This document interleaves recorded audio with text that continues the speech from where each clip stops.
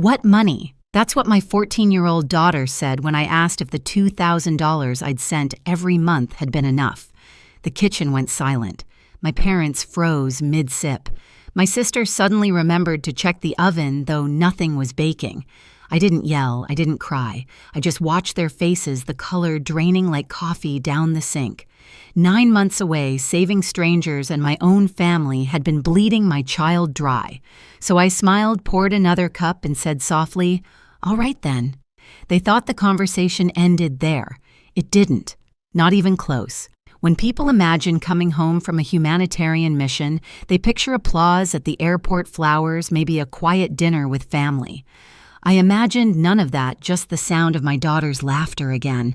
9 months in the field had stripped me of comfort but sharpened my instincts, and right now every instinct warned me something was off.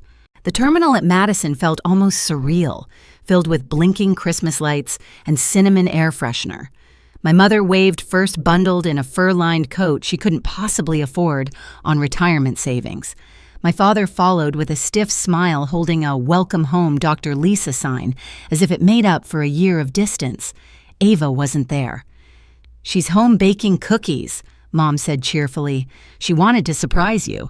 The drive home was quiet, except for the hum of the SUV sleek new, and nothing like the old pickup they'd owned for years.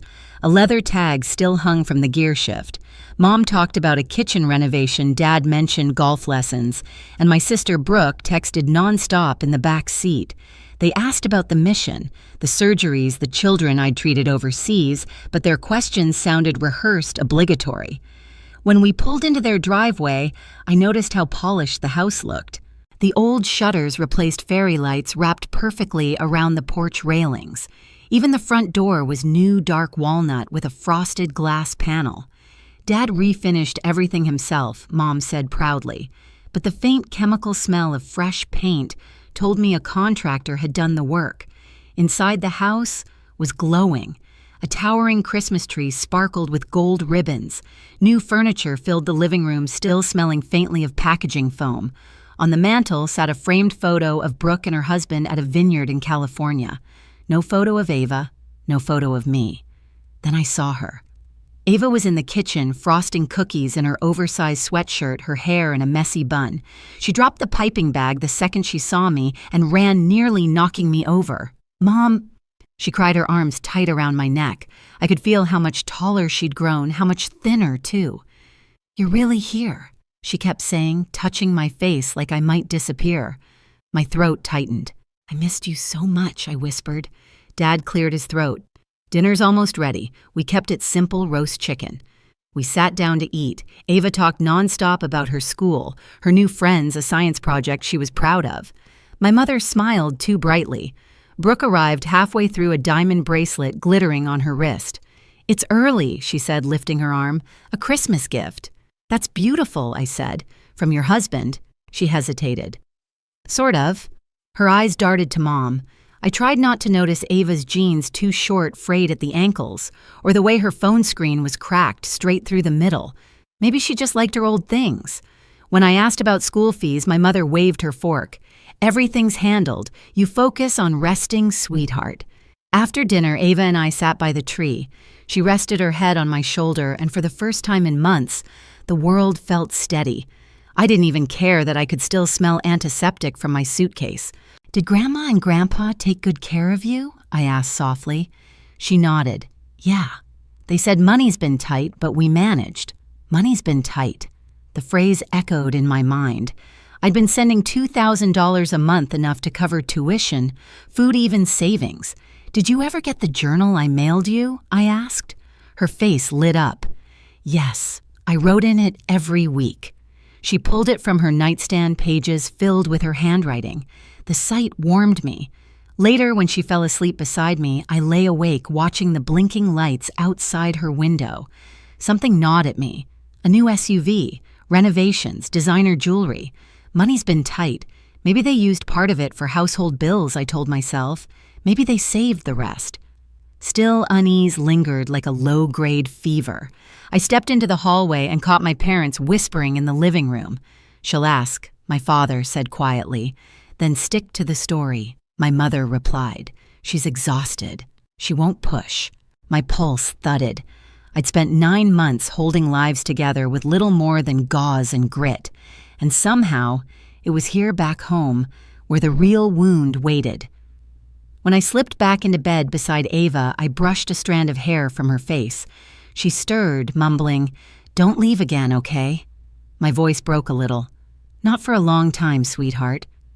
Outside, the wind pushed against the windows, and somewhere downstairs a floorboard creaked under quiet footsteps.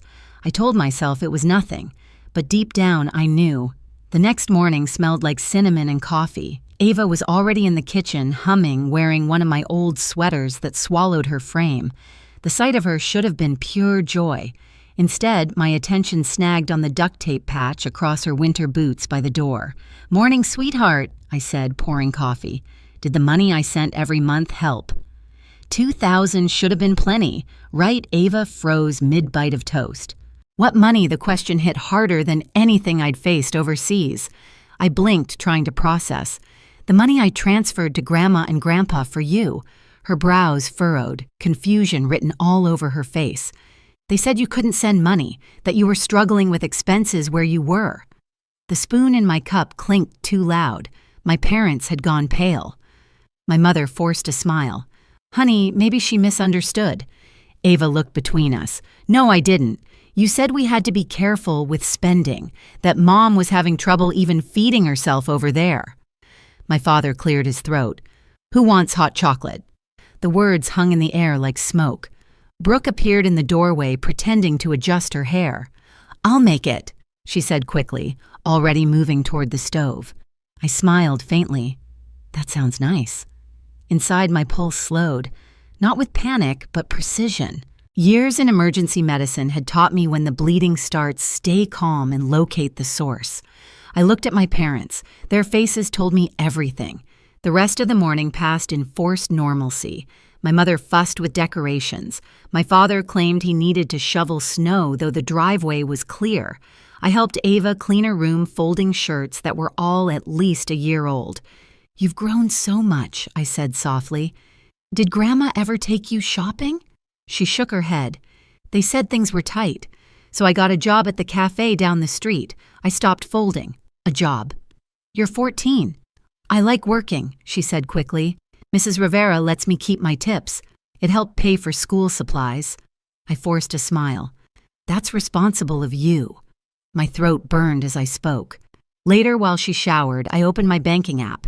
Every payment had cleared 9 transfers, 2,000 each, perfectly on schedule. $18,000 sent, received, and apparently erased.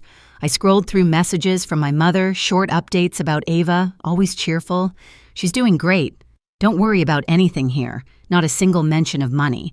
Maybe it was a misunderstanding, I told myself. Maybe they saved it for college. But the voice in my head, the same one that had warned me before countless emergencies, said otherwise. That evening, as we decorated cookies, I watched my parents more closely. Mom's diamond earrings sparkled under the kitchen lights. Dad joked about his new toy, the SUV outside. Brooke's bracelet glinted every time she lifted her glass. Ava's cracked phone sat beside her screen, held together with tape. At one point, Ava laughed. "Grandpa's car is nicer than the ones at school drop-off." Dad coughed into his napkin. My mother's eyes darted to me. I just smiled. "You deserve nice things, Dad." He didn't meet my gaze. After everyone went to bed, I sat alone at the dining table. The house was too clean, too staged, like a showroom trying to hide something. My fingers brushed over a pile of mail among the envelopes. One caught my eye. "Travel agency. Final cruise payment confirmation." I stared at it for a long time. Footsteps creaked behind me. Brooke stood in the doorway, arms crossed. "You're still up." "I couldn't sleep," I said.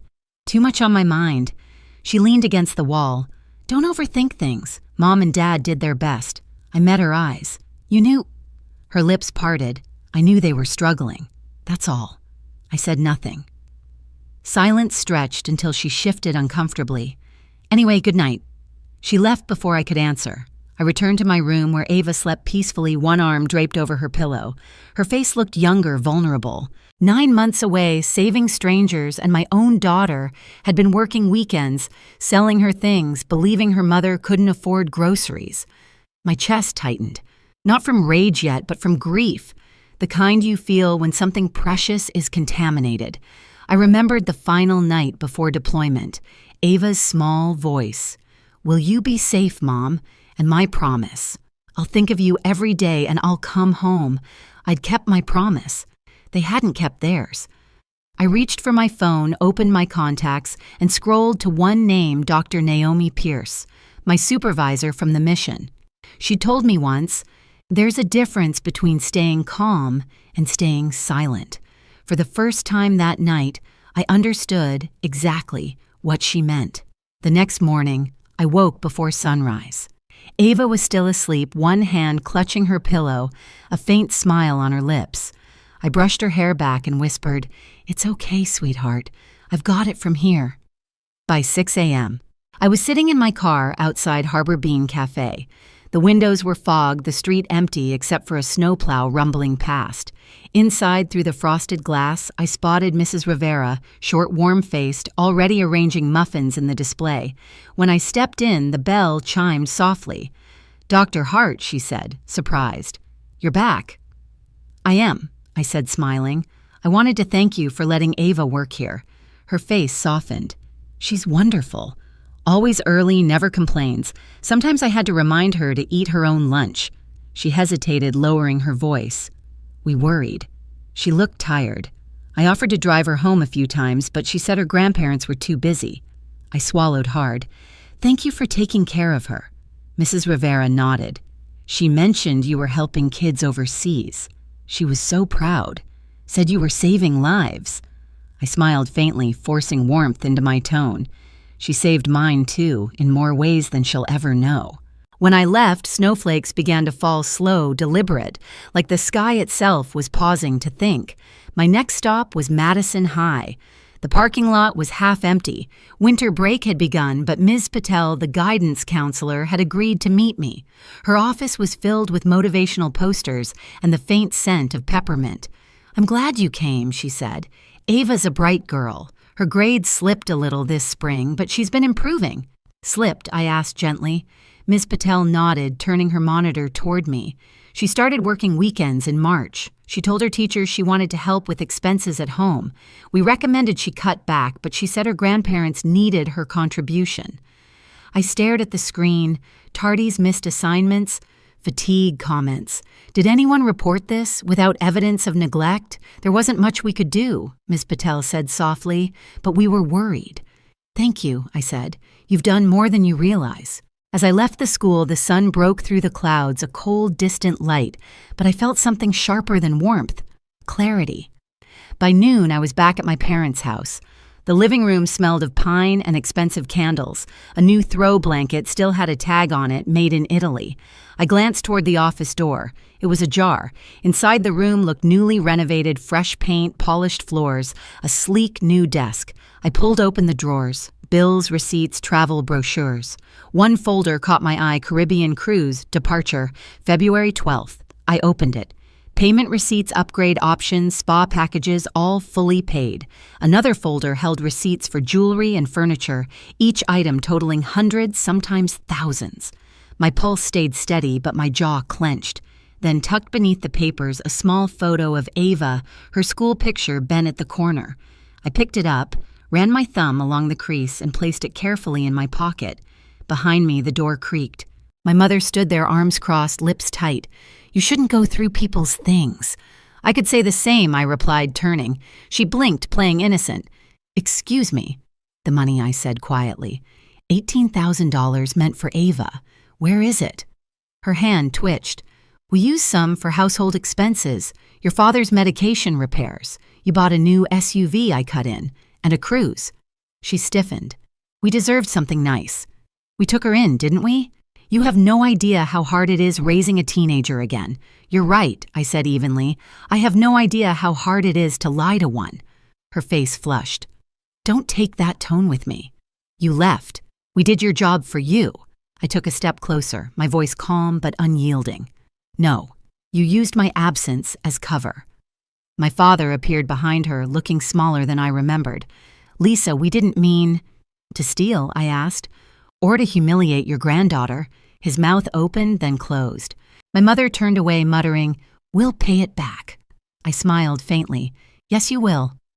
I walked past them out the front door, the cold slicing my face like truth itself. Sitting in the car, I called Dr. Naomi Pierce. She answered on the second ring. "Lisa," she said gently, "you sound steady." "That scares me." "I need advice," I said. "Family matter, financial exploitation, of a minor." Then document everything she said immediately. Receipts, statements, testimonies, and Lisa, don't confront them again until you're ready. Treat it like surgery, identify, isolate, and cut cleanly. I exhaled. I already started. Good. And remember, this isn't revenge, it's recovery. That night, I didn't join dinner. I spread papers across my bed, bank transfers, Ava's school notes, receipts, screenshots of texts. I made copies organized by month and labeled each file: payment, household luxury, deprivation evidence. When I was done, I placed the documents into 3 folders. One for me, one for them, one for my Aunt Helen, the only person in the family whose morality never bent. Before turning off the light, I opened Ava's journal. The December entry read, "Grandma says Mom's too busy saving the world to send money. I don't want to ask. I'll work more shifts." I stared at the words until they blurred. I thought of the countless patients I'd treated in makeshift tents, wounds cleaned, infections stopped, lives saved. And yet, my own family had been festering with rot I never saw. I closed the journal, slid it into my bag, and whispered, "Not anymore." The next morning, I transferred my savings into a new account with Ava as co-owner. Then I froze the old one, the one linked to my parents. I printed the statement of closure and tucked it into my folder like a scalpel into its sheath. As I zipped the bag, I caught my reflection in the mirror. My eyes were calm, calculating, not angry, focused. I didn't yell, I said under my breath. I did this. Christmas Eve arrived with the kind of stillness that comes before a storm. Snow draped over the neighborhood like silk, muffling every sound, every breath. Inside my parents' house, the smell of cinnamon and roasting turkey couldn't disguise the tension thick enough to slice through. I spent the morning helping Ava wrap presents. She hummed quietly, focused on folding the edges just right, as if precision could make up for everything she'd lost this year. I didn't tell her what I planned. She'd been hurt enough by their lies, but tonight she'd see the truth, and she wouldn't face it alone.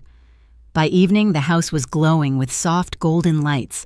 Family filled every corner, my aunts, uncles, cousins, all dressed for celebration, unaware they were walking into a reckoning. Aunt Helen arrived last, her posture regal as ever, her eyes scanning the room with that quiet intuition that missed nothing. When she hugged me, she whispered, "You've got that look your father used to have before a courtroom battle." I smiled thinly. "It's not a battle, Aunt Helen.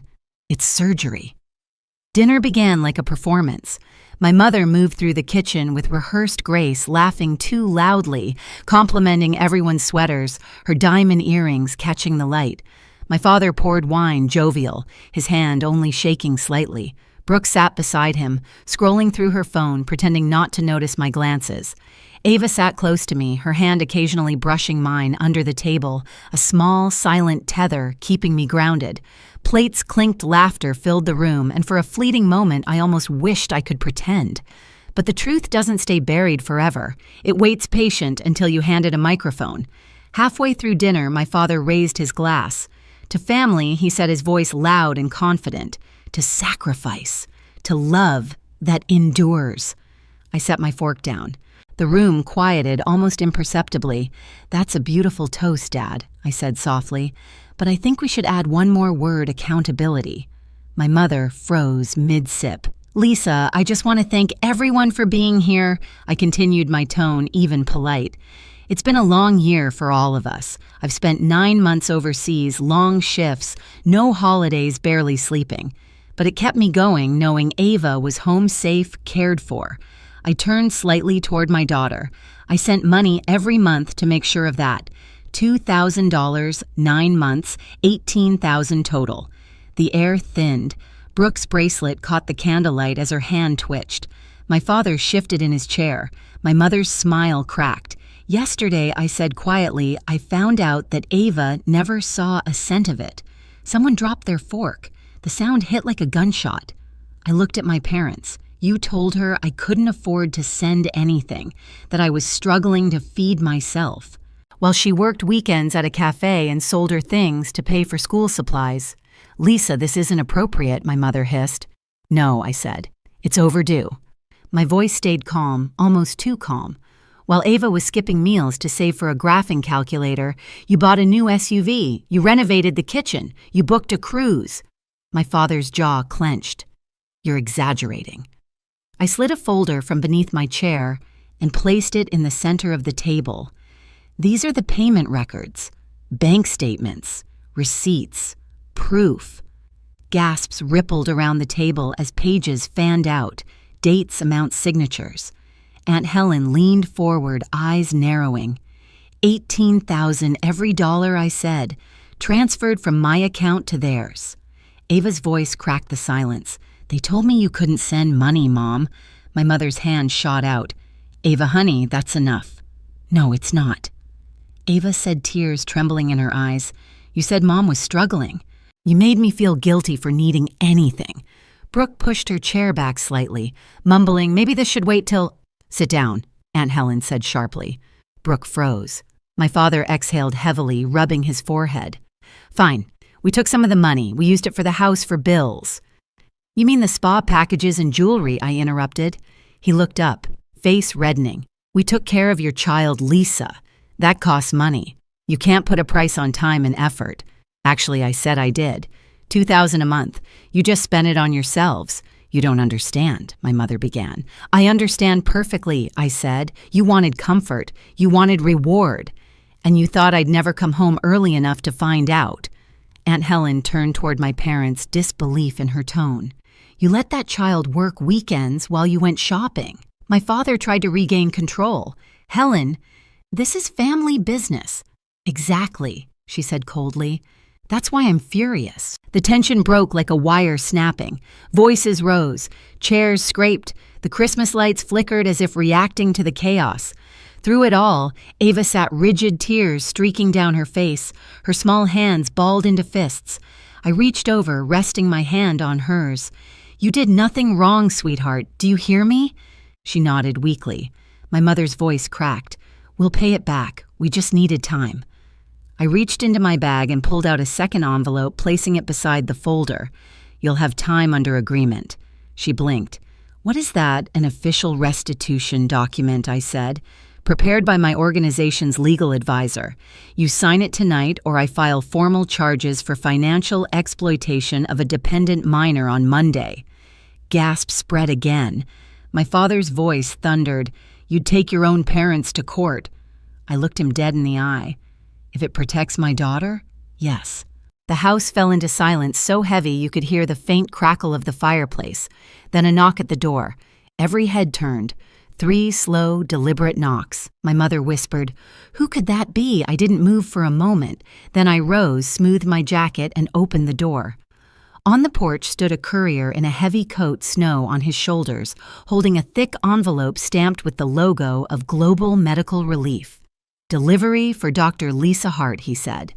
I took it, thanked him, and closed the door. My father's face drained of color when he saw the seal. This, I said, holding it up, contains copies of that restitution form. One for each of you and one for Aunt Helen. Helen stood, taking her copy before they could speak. I'll make sure this is handled properly, she said, her voice firm as steel. My mother collapsed into her chair, face pale. My father stared at the table, jaw tight. Ava wiped her tears, watching them, with a mix of hurt and quiet power. I trusted you, she whispered. No one answered. I gathered the folders, slid them back into my bag, and stood tall. You wanted to toast a family. Here's my version to honesty, to consequences, and to the day a 14-year-old girl learned what strength really looks like. No one lifted their glasses. Aunt Helen broke the silence. You should be ashamed, she said to my parents. You raised a daughter who saves lives, and you tried to steal from her child. My mother sobbed. My father said nothing. Ava stood and took my hand. "Can we go home now?" I looked down at her, her chin trembling but her back straight. "Yes, baby," I whispered. "We already are." As we turned toward the door, I glanced once more at the table, the half-eaten dinner, the untouched glasses, the perfect holiday facade now cracking apart. The golden light still glowed, but the warmth was gone. Behind me, Aunt Helen's voice cut through the silence. "Richard?" "Margaret, you can fix this or lose them forever." When we stepped outside, the snow was falling harder. Ava tucked her hand into mine, and I squeezed it gently. "Are they going to jail?" she asked quietly. "Not if they do the right thing," I said. "This isn't about punishment, Ava. It's about boundaries." She nodded, her breath misting in the air. "I like that word. Boundaries." I smiled. "You'll need them your whole life." From inside, muffled voices rose, then fell again. The sound of paper rustling, maybe signatures, maybe denial. Either way, the truth had already landed. As we walked toward the car, the porch light flickered once like an old heartbeat. I started the engine, the headlights cutting through the falling snow. "They thought silence meant surrender," I murmured. Ava looked at me. "What does it mean?" "It means we were just getting started." The morning after Christmas was brutally quiet. No laughter, no clinking dishes, just the wind moving through the empty streets of Madison. I woke in a hotel room downtown, sunlight cutting across the floor, Ava still asleep in the next bed. She looked peaceful, finally, her body uncurled for the first time in days. I sat by the window, watching the city slowly wake. For years, I'd associated home with my parents' house, that big, carefully curated museum of appearances. But now it felt like a place that no longer existed. What I had left was Ava. And the truth. That would have to be enough. By noon, we met Aunt Helen and Mr. Carter, the lawyer from my humanitarian organization, in a quiet conference room at a small local firm. My parents arrived last. Mom wore sunglasses despite the overcast sky. Dad clutched his coat like a shield. Neither spoke. Carter began formally but gently. "We're here to finalize restitution for the funds misused while Dr. Hart was abroad." He slid documents across the table, the same ones I'd shown on Christmas Eve. The room was tense, sterile, filled with the hum of fluorescent lights and the faint scratch of pens. Mom's voice broke first. "We never meant to hurt anyone," Aunt Helen cut in sharply. "You meant to benefit yourselves. That's not the same thing." Dad signed first. His hands trembled, his signature shaky but legible. Mom followed, tears streaking her makeup. The terms were simple: $18,000 repaid over 18 months, $1,000 each month beginning immediately. Cruise canceled. Jewelry and luxury items to be sold. A written apology to Ava. Carter would supervise all payments. When it was done, I stood collecting the papers. "This isn't revenge," I said quietly. "It's accountability." Mom reached across the table, her voice cracking. "Lisa, I don't know how we got here." I met her eyes steady. "You stopped seeing people as family, Mom. You started seeing them as resources." For a moment she looked like she might argue. Then she deflated, shoulders shaking as she whispered, "I'm sorry. It wasn't enough, but it was something." Ava had been waiting outside in the lobby with a cup of cocoa. When I walked out, she looked up, searching my face. "Is it over?" "Yes," I said softly. "They'll make it right." "Can we still see them?" she asked. I thought about that for a long moment. "Someday," I said, "when we're ready. But for now, we need peace."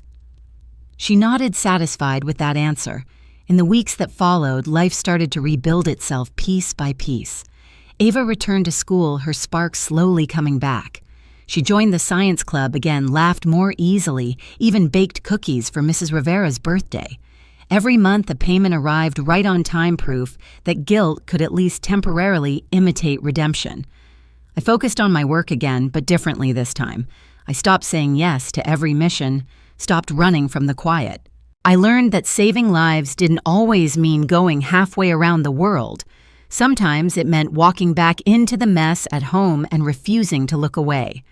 Nearly a year later, Thanksgiving came around again. Aunt Helen hosted. The air smelled of roasted turkey and pine. When my parents arrived, their steps were hesitant, cautious. We greeted each other like people trying to remember a language they used to speak. Halfway through dinner, Dad raised his glass. To lessons learned, he said. I nodded. To boundaries kept. Ava smiled between us, not naive, not bitter, just wiser. And for the first time in a long time, I felt something close to peace. I used to believe forgiveness meant pretending nothing happened, that peace required silence. But standing here now, watching Ava laugh beside Aunt Helen, hearing my father's awkward jokes, seeing my mother quietly refill water glasses instead of controlling the room, I know better. Forgiveness isn't erasure. It's choosing not to carry the wreckage any further. I never raised my voice, never broke a dish, never begged for understanding. I simply drew a line and stood behind it. That line saved my daughter, and maybe in a strange way, saved them too. 18 months later, every payment was complete. Ava's college fund was healthy again. The house that once symbolized betrayal now only existed as a reminder of where love ends and self-respect begins. If you've ever trusted someone who turned your kindness into currency, remember this: you don't need to shout to reclaim your worth. Sometimes the quietest voice in the room is the one that ends the cycle. Tell me, have you ever had to draw that line with your own family? Share your story in the comments and hit subscribe if you believe truth always finds its way home.